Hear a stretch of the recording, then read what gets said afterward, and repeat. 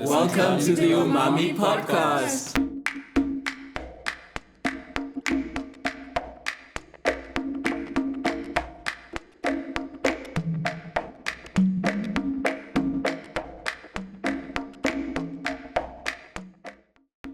The science of this, I'm gonna say so badly, but I was looking up umami, or it actually came onto my feed. So umami being, I don't remember how many flavor profiles there are, but it's one of them. Like it got added on later because they were like, there's something here that's not salty, and it's not something else. It's just savoriness. So the flavor receptors, like it is its own thing, and the flavor receptors that interpret umami, or I don't know, receive that, they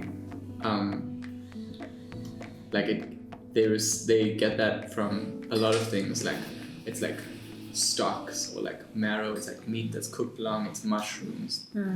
It's cheese, like aged cheese.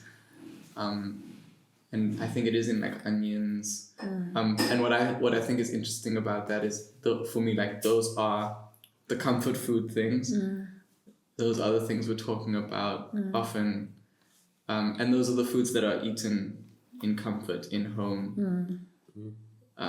The slow cooked things, maybe the things you don't even share outside your home, 100%, which is exciting, and that's what excites me about umami, like as the thing to express that. I made this today. This is my childhood food. Okay. You can eat. Okay, I was going to ask you if we can start digging in. I wanted to give you a moment. Can I actually of bite first? Because I'm really Okay. hungry as well. Same.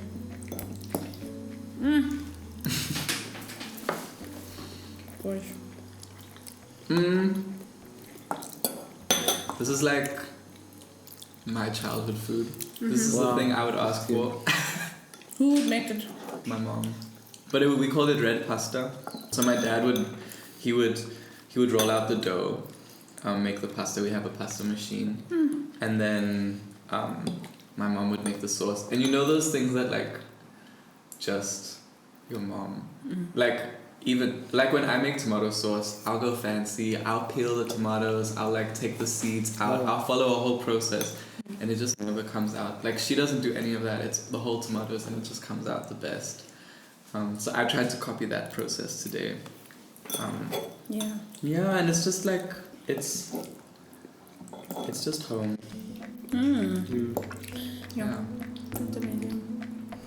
I was going to ask like how you got into cooking in the house, because you are, from what I've seen, I mean everybody in your house, like for the most part takes turns cooking, but was that just naturally something that you would gravitate towards, or did you just have to do it?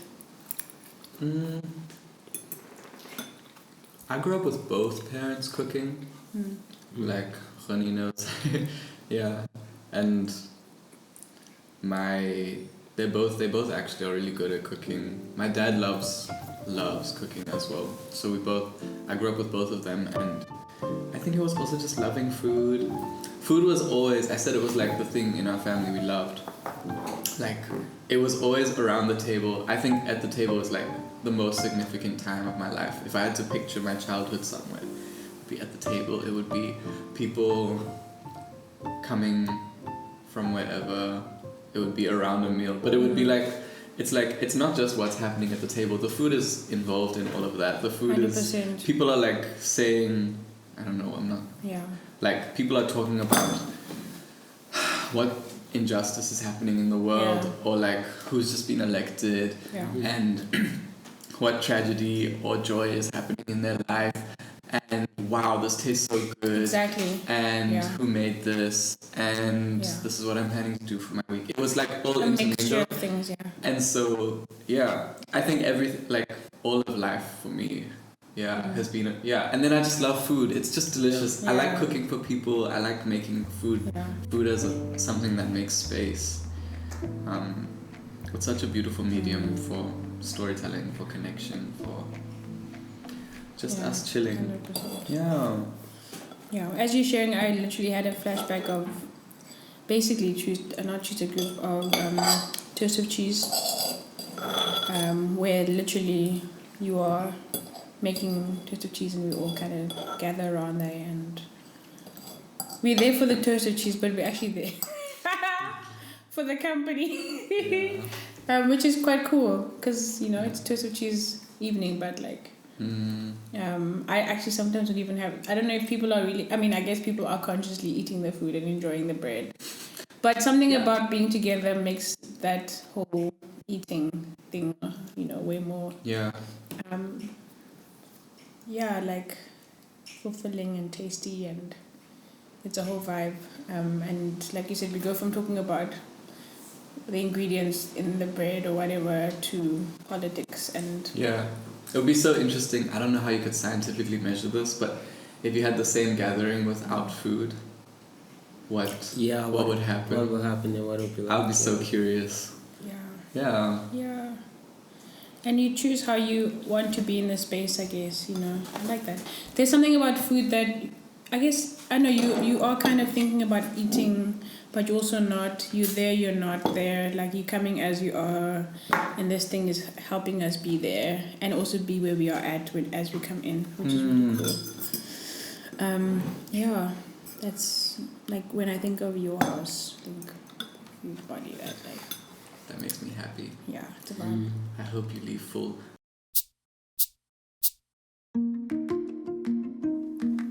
I think what's fun about umami for me, I mean, you guys have spoken about the flavor profiles and ingredients, and I'll come back to people and experiencing people and learning about them and where they're from and places through meals, through the food, through food, just like we're able to do now.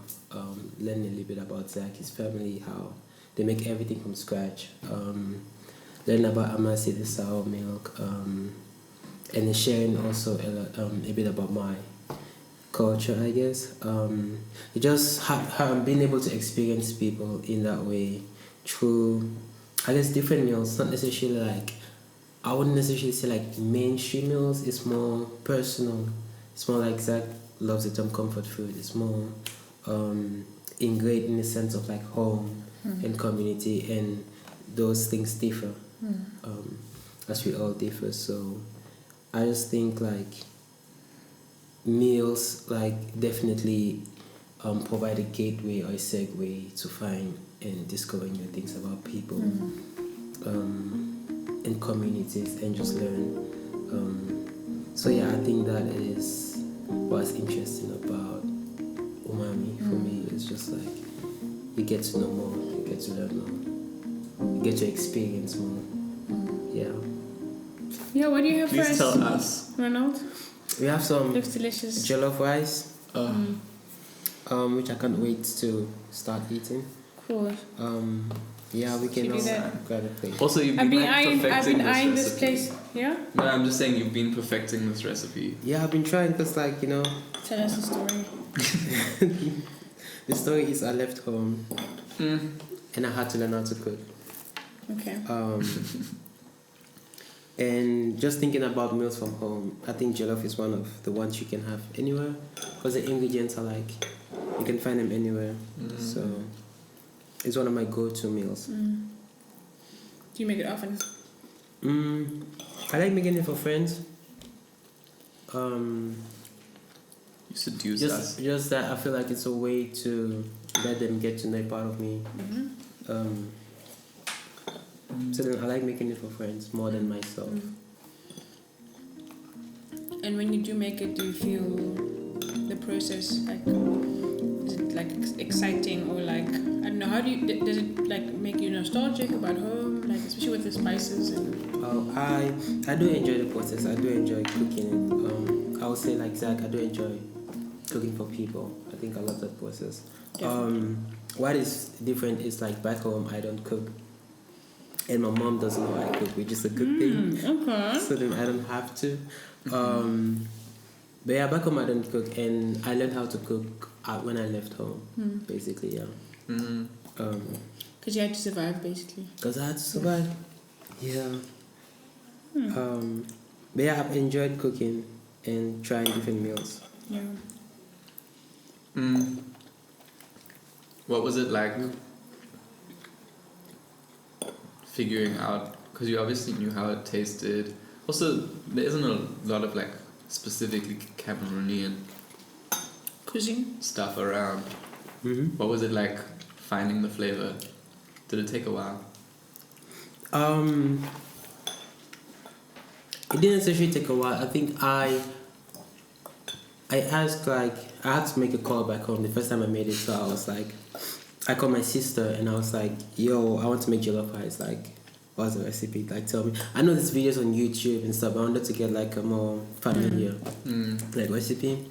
And then I also looked up on YouTube and saw like the differences and the similarities. I think I looked up like a Nigerian YouTuber making jollof, and there's this conversation about who makes the best jollof, Nigeria, Ghana, or Cameroon, or whatever. So I tried to learn from both sides. There's definitely things that I do that I did for this meal that we don't do back home. I would say, and there's some things that I do back home that I don't necessarily do. So there's like little differences. But at the end of the day, it's jollof rice. So it's like, yeah. I just wanted to point out this how. Look at how beautiful that is. Is that the... What do you call it? What do you call it? I call it skok. Skok. Rice. And you? The skok It's just like the burnt rice. But like, yeah, it is a nice part of it. tasty. So I feel like good. some people wouldn't want to have that, so I don't really like serve. I try not to serve with the burnt part, because some people are like, oh no, the food is burnt. And I'm like, that is like the best part. Save the As a best kid, for last. as a kid, that is like the best part. We're all of gonna the be whole picking. thing. Yeah, you just go to the 100%. pot and you just like, Yeah. yeah. Like in my house, whenever we would make either rice or pap, actually, you'd serve whatever is in the pot and whatever is left. You know, whoever has the pot has the pot. And you basically don't even waste time with putting it into another container or bowl. Yeah. Just keep it like that. Then you pour milk or whatever, and you're there, you're vibing with your skoko. And it's actually, a really nice part of the burnt thing. There's something about that. So umami. Char is flavor. It's flavor. It takes us back to eating around the fire. Yeah. That's like that instinctual. Yeah. Like, what would the mealtime look like with jollof? It will be like so like at a party you have like it's always like the aunties, like, you know, they sit like they have a big pot, and then there's the one that's really good at like making jollof, or the one that's basically good at cooking. Yeah. Does everyone know who that is? Yeah, you always know who that is. Oh, like, Don't mess with that auntie, bro. yeah, no, you know who that is. But yeah, there's always like jollof, like at basically every other party. Like it's always gonna be jollof, and then some other things. Like, because it's also a lot of different tribes back home, so there's a lot of different traditional meals, and people are like, I'm from this place, and this is our traditional meal, so then we want this at a party. Jollof is usually the one that you find everywhere. It's like the feeling. It's like, Wow. That's really like weddings, celebrations. Yeah. Like when I've watched you prepare the food for us, like in our spaces, it seems like you go into a proper zone. Even from making it to like when you serve it, you're like, okay, you do this. There's so much care that I've noticed that you put into making it and serving it, which I've learned to really receive that as a friend, like as something sacred actually. Like, Ronnie just made us a meal. That's dope. Yeah. It's not every day, but like when you do, it's actually something that, like, it's like a gift for me to enjoy when I have it. For me, for some reason, whenever I hear the word umami, whenever we talk about it, I'd immediately think of like pan, onion, garlic, and base ingredients, house full. When I was growing up, like basically my mom would say, like, if as long as you have onion actually, and then garlic is an extra, then you're good. Like your house, and you just start frying that in a pan. You know that it's lit. Exactly. Yeah.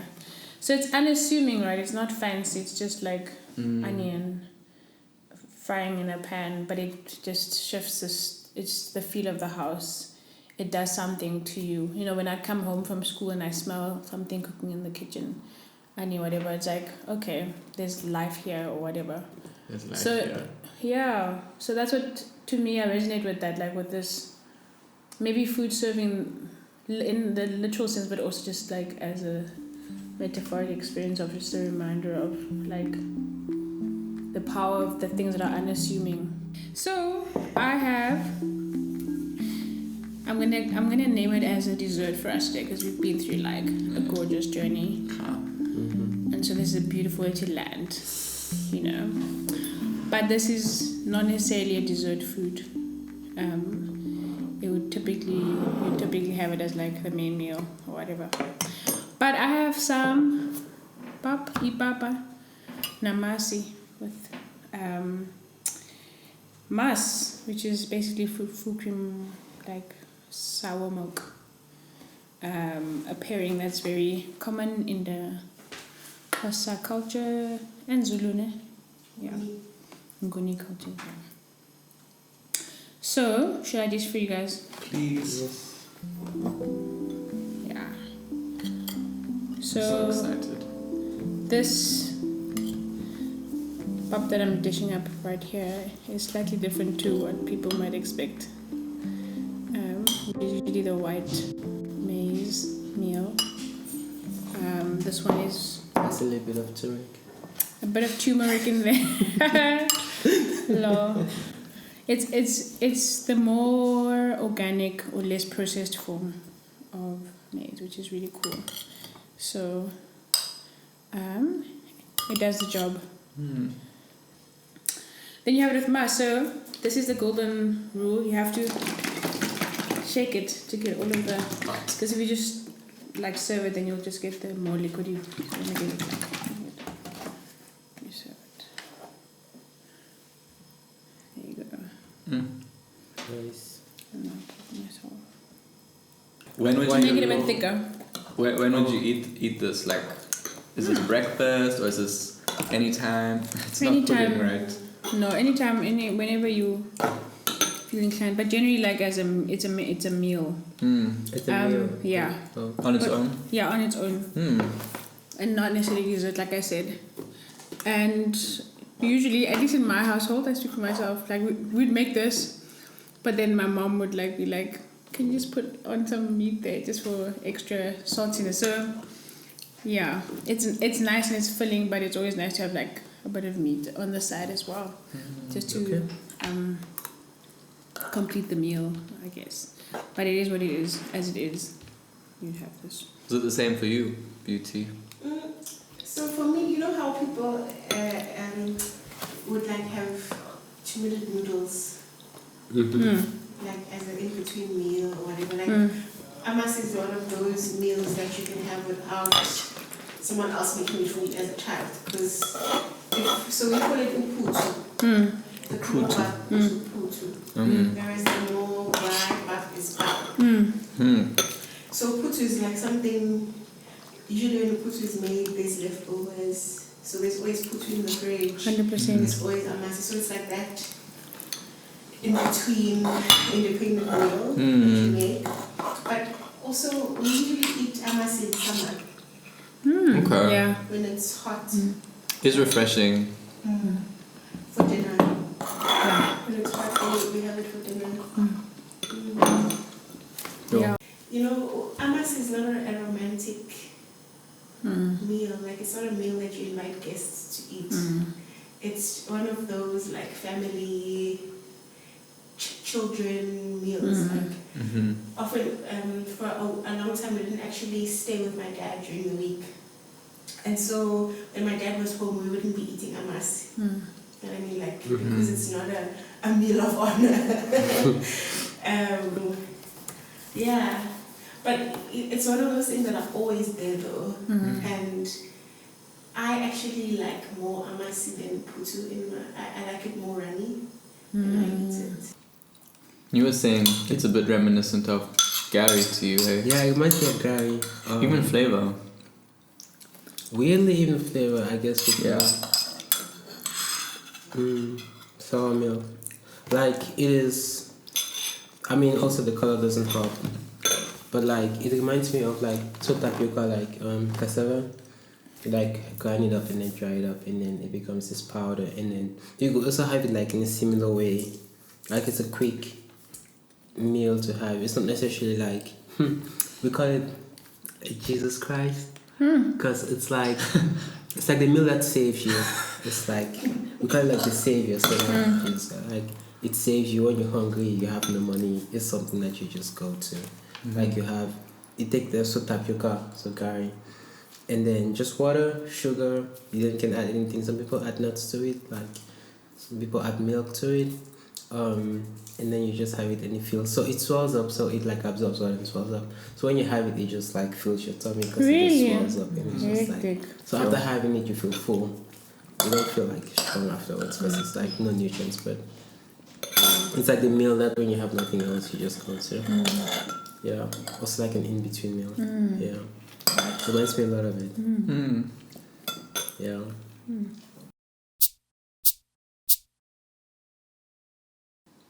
I like how we've all talked about home.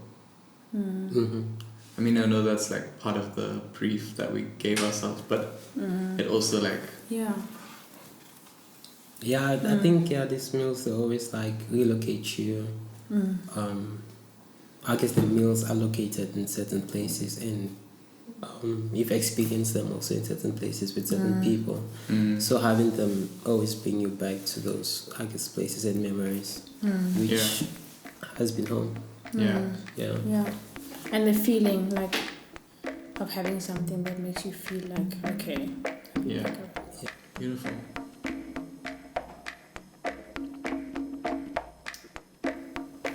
So if you want to join us on this Umami journey, Suddenly there's a camera, so yeah,